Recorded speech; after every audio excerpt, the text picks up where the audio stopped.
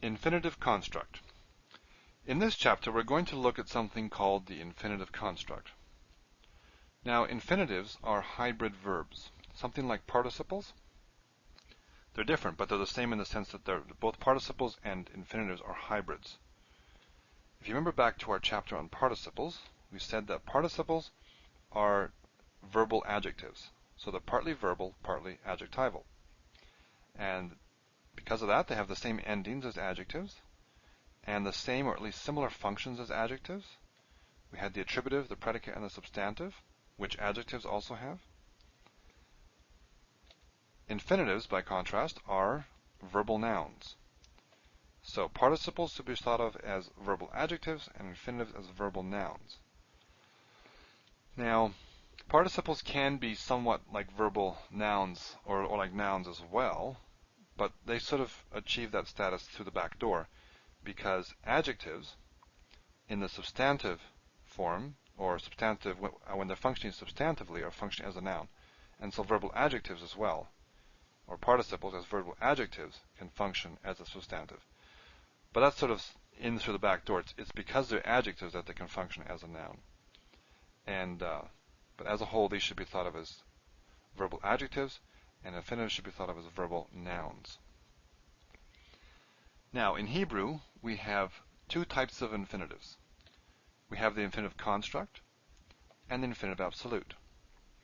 In this chapter, we're going to deal with infinitive construct once I finish the introduction here, and the next chapter will deal with the absolute. The construct, infinitive construct, is more noun-like, hence the name construct, because construct is related to nouns that are in construct. And the infinitive absolute is more verb-like. Now, both of them can be both verbal or nominal, but the infinitive construct sits more on the noun end, and the infinitive absolute more on the verb side of things. So that's just a general designation. Something more concrete, really, is that the infinitive construct can take pronominal suffixes, and it can take inseparable prepositions. The infinitive absolute, conversely, cannot take pronominal suffixes, and it cannot take inseparable prepositions. So what you'll find often in a Hebrew text is that you'll have an infinitive construct, and often it will have b, l, or k at the beginning, our inseparable prepositions. And or, it could have this together with this, or either of them. It'll often have a pronominal suffix at the end, e or ha or something, or o. Conversely, the infinitive absolute doesn't take either of those, and so it stands by itself, much more naked. That's a major difference between the two. One point of similarity is that both of them have no person, gender, or number. So we don't have a big paradigm chart to memorize. It's not like the perfect, or the imperfect, or even the participle. So they're much simpler. We just have one form for each of them. So let's look at that form.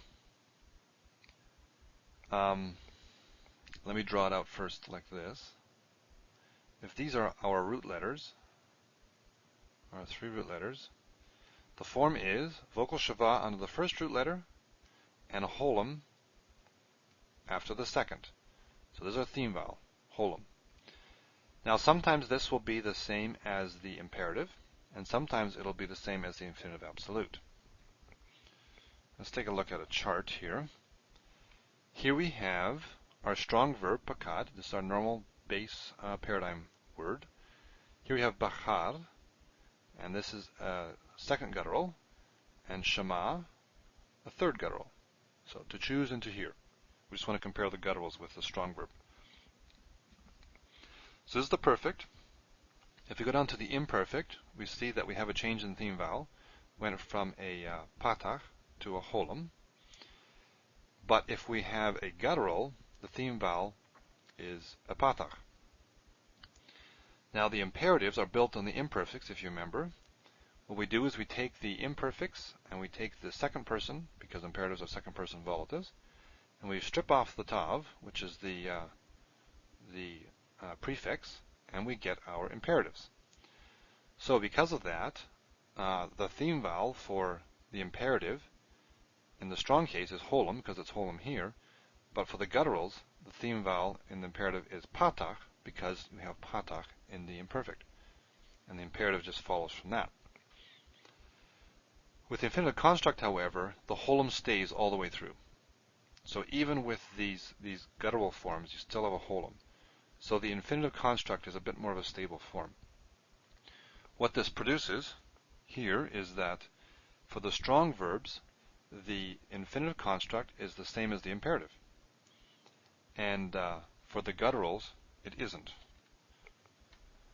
But the main point here is that in all these cases here, the infinitive construct has the same form. It's a vocal shava followed by a holum.